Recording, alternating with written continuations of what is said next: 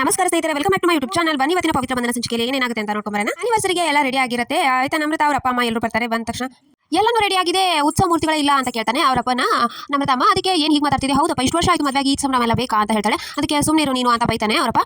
ಆಮೇಲೆ ನಮ್ರತ ಆಯ್ತಾ ನಾನು ಡೆಕೋರೇಷನ್ ನೋಡ್ಕೊಂಬರ್ತೀನಿ ಅಂತ ಹೊರತಾಳೆ.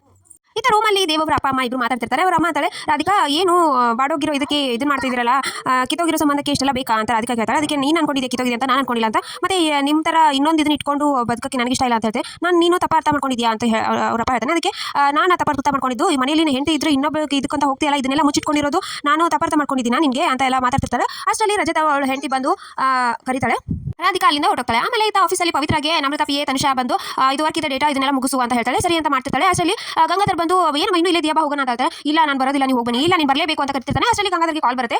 ಆವಾಗ ನಮ್ರತ ಕಾಲ್ ಮಾಡಿ ಹೇಳ್ತಾಳೆ, ಎಲ್ಲರೂ ಬರ್ತಿದ್ದಾರೆ ಅಂತ. ಹಾಂ ಮೇಡಮ್ ಎಲ್ಲರೂ ಬರ್ತಿದ್ದಾರೆ ಅಂತ ಹೇಳಿದ ತಕ್ಷಣ ಹುಡುಗಿ ಮಾತ್ರ ಬರಬಾರ್ದು ಅಂತ ಹೇಳ್ತಾರೆ. ಅದು ಪ್ಲೀಸ್ ಅದು ಅಂತ ಹೇಳಿದ ತಕ್ಷಣ ಹುಡುಗಿ ಬರಬಾರ್ದು ಅಷ್ಟೇ ಅಂತ ಹೇಳ್ತಾರೆ. ಗಂಗಾಧರ್ ಯೋಚನೆ ಮಾಡ್ತಾ ನಿಂತಿರ್ತಾನೆ. ಅಷ್ಟರಲ್ಲಿ ಪವಿತ್ರ ಬಂದು ಯಾಕೆ ಗಂಗು ಬರಬಾರ್ದು ಅಂತ ಹೇಳಿದ್ರೆ ತಾನೆ, ನಾನು ಬರೋದಿಲ್ಲ ತಗೋ ನೀವು ಹೋಗಿ ಬನ್ನಿ ಅಂತ ಹೇಳ್ತಾರೆ. ಆಮೇಲೆ ಈತ ಮನೆಯಲ್ಲಿ ರಾಧಿಕಾ ಹಾಗೆ ಅವ್ರ ಗಂಡ ಇಬ್ರು ಬರ್ತಾರೆ. ಎಲ್ಲರೂ ವಿಶ್ ಮಾಡಕ್ಕೆ ಸ್ಟಾರ್ಟ್ ಮಾಡ್ತಾರೆ.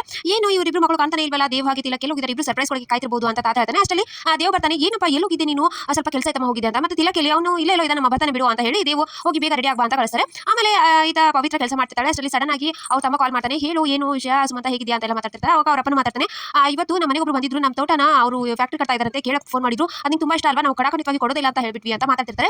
ಅಷ್ಟರಲ್ಲಿ ಸರಿ ಆಯ್ತು ಅಂತ ತಾತ ಇಸ್ಕೊತಾನೆ. ತಾತ ಇಸ್ಕೊಂಡು ಹೇಗಿದ್ದಾನೆ ನಿಮ್ಮ ಹುಡುಗ ಅಂತೆಲ್ಲ ಕೇಳ್ತಿರ್ತಾನೆ. ಅಷ್ಟರಲ್ಲಿ ಅಯ್ಯೋ ತಾತ ಬಿಡು ಅಂತ ಹೇಳಿ ಮಾತಾಡ್ತಾರೆ ಇಬ್ರು. ಆಮೇಲೆ ಈತ ದೇವ್ ರೂಮಲ್ಲಿ ರೆಡಿ ಆಗ್ತಿರ್ತಾನೆ. ತಿಲಕ್ ಫೋಟೋ ನೋಡ್ಕೊಂಡು ಯಾಕೋ ತಿಲಕ್ ಈ ತರ ಮಾಡ್ಬಿಟ್ಟೆ ನೀನು, ಎಲ್ಲೋದೆ ಅಂತ ಅನ್ಕೋತಿರ್ತಾನೆ. ಅಷ್ಟರಲ್ಲಿ ಹಿಂದೆಯಿಂದ ನಮ್ರತ ಬರ್ತಾಳೆ. ಏನು ದೇವ್ ಯಾವ್ದು ಇಷ್ಟಕ್ಕೆ ಬೇಸರಾಗಿದೆಯಾ, ನಾವು ಎಂಗೇಜ್ಮೆಂಟ್ ಮಾಡ್ಕೊಂಡಿರೋ ಫೋಟೋ ತಿಲಕ್ ಕಳಿಸಿದಕ್ಕೆ ಇಷ್ಟೊಂದು ಬೇಜಾರಾಗಿದ್ದಾನ, ನಾನು ಖುಷಿ ಪಡ್ತಾನೆ ಅಂತ ಕಳಿಸಿದ್ದು ಅಂತ ನಮ್ರತ ಹೇಳ್ತಾಳೆ. ಅದಕ್ಕೆ ಅವನಿಗೆ ಬೇಜಾರಾಗಿಲ್ಲ, ಖುಷಿಯಿಂದ ಇದ್ದಾನೆ ಅಂತ ಹೇಳ್ತಾರೆ. ಅದಕ್ಕೆ ಇವಾಗ ನಿಂಗೆ ಬೇಜಾರಾಯ್ತಾನ ಆ ಥರ ಮಾಡಿದ್ದು ಅಂತ ಕೇಳ್ತಾಳೆ. ಹೌದು ಅಂತ ದೇವ್ ಹೇಳ್ತಾನೆ. ಸೊ ಇಷ್ಟೊತ್ತು ಇವತ್ತಿನ ಸಂಚಿಕೆ ವಿಡಿಯೋ ಇಷ್ಟ ಆಯ್ತು ಅಂದ್ರೆ ಸಬ್ಸ್ಕ್ರೈಬ್ ಮಾಡಿದ್ರೆ ಮರಿಬೇಡಿ. ನೆಕ್ಸ್ಟ್ ವ್ಲಾಗ್ ಬಾಯ್.